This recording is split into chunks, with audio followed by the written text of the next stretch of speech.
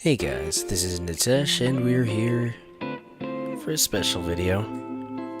Tormentum really is a great game. Now I'm gonna be honest, people who've watched my channel for a while know I tend to read a lot into the storylines and the themes for games. I initially went to college being an English major, looking to be a high school English teacher, if that explains it. So the ending of Tormentum gave me a lot to deconstruct, and a lot to kind of look at. So this is kind of going to be a continuation of my conclusion to the series. So, just for a bit, I'm going to be an English teacher. Let's talk about Tormentum, shall we? Now the biggest thing I would be talking about is the ending, but there's things worth examining all over the game. Can start with the very first area, the castle. The castle's based around the concept of torturing evil from their prisoners. Now, of course, there's a few examples of people who are no better for that. Case in point, the rodent mouse guy. As soon as he gets out of the castle, he gets right back to torturing a guy in his basement. So, torture didn't really do much for him. On the other hand, there's the Jester. When you meet him, he's imprisoned the queen, and he wants you to kill her just kinda for the lulz. And for that, he is tortured, he's buried alive, and the next time you see him, he's seen the error of his ways. And he wants to change for the better. So, what was the message of this? Why include it? Now, of course, this comes with the warning that the mind will see what it chooses to see. But you could basically look at the castle's teachings and see a lot of similarities to a general religion. There's the dogmatic teachings that are never questioned because, frankly, the torture hasn't worked. You know, you see that firsthand with rodent mouse douche. The torture doesn't always work, but no one questions it. It's just what they do. There's also the claims of absolute authority in terms of good and evil. That religions have been doing for years. It's how they work. So, you know, basically the castle has its definition of evil, and it will decide when you fit it, and it will decide when you've repented. I saved the queen, and yet she still considered me evil, because I did the right thing without following the castle's dogma. And that sort of one-size-fits-all, black and white approach to morality, first off, yeah, religions have been doing that for millennia, and it really just doesn't work that way. I'll talk a bit more about the Jester in a minute. The Jester kind of fits closer to the end with the general themes.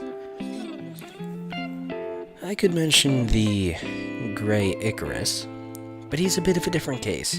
Yeah, he's going after the eggs of all these other creatures, and you need that first storm egg to chase the birds away from the guy in the crossroads. You know, he was suffering.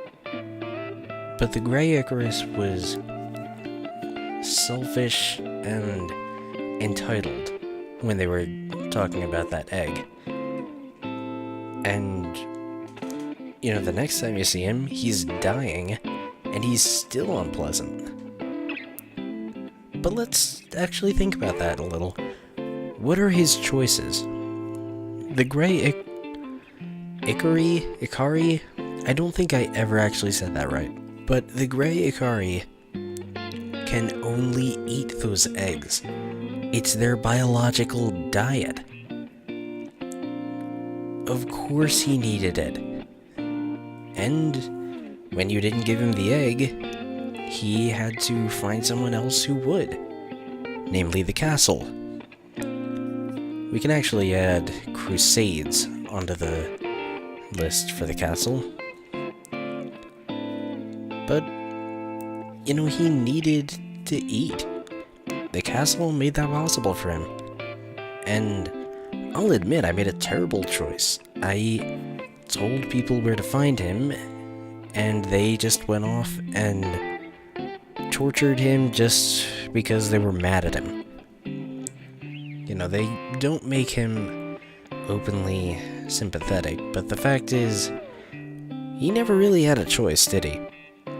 He was just trying to survive.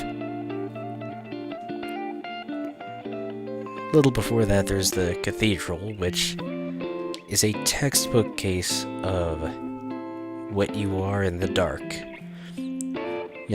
Having to restore all those paintings, I cut away from a lot of it, but it took forever. It was long. So, I had an easier option. I could just use the knives. Just cut the right paintings, which, they were marked. Wouldn't have been a problem. The painter was blind, he wouldn't know. And even if he wasn't, it's a video game. Not hurting any real people. And it just leads to that age-old question. If it wouldn't really hurt anyone, and no one would know, would you still do the right thing? And I always love that sort of thing coming up, especially considering the theme of the game. It's a choice you had, whether or not to do the right thing. And that's part of the message. Improving yourself as a person is always there, but it's always a choice. You have to decide you want to be a better person. You have to acknowledge your flaws, and then use that knowledge to make yourself better.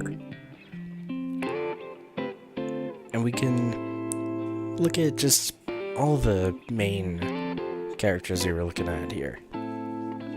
There's the rodent, who all throughout, he never believed he had anything to repent for, even though he was torturing people in his basement. So, as soon as he got out of the castle, he just went right back to it. After all, why wouldn't he? He didn't think it was wrong. The Gray Icarus was just doing what he had to. If it's the only option he had, of course he wouldn't think it was wrong. And the last time you see him, he's eating his last storm egg from the top of the blacksmith's home. But you get to go through the portal, and you get the choice. Will you take the key of light or the key of darkness? And that's actually a huge thing here, because in my playthrough, I made one evil choice when I sold out the bird. And it was the game actually asking me, will you accept that you did that? Because, I had the option. I could have picked the key of light and just said, no, I'm fine. Nothing to redeem. Nothing wrong. And would have been pretty interesting to see how the game reacted to that. But it was a choice. I had the choice to redeem myself. It gives you the choice to acknowledge your faults. And, acknowledging that comes with the willingness to improve on it. And that is what the game considers the biggest... That is what the game considers the biggest requirement to redemption. The will to actually do it. But all this talk of heaven and hell does lead to the question, is this a religious game? And I would say the answer is... maybe? There are some very definite religious themes. The very concept of heaven and hell, sin and redemption. But on the other hand, the one analog to a church is the castle, and that's pretty blatantly treated as the bad side. So, I don't think it would really count as religious as much as philosophical or spiritual, as opposed to any organized religion. This game is more about just the individual choice.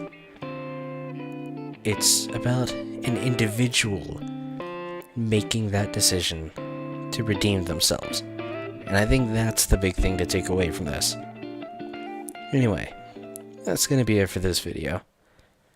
Gotta do more of these, I just don't know when I'm going to want to do them.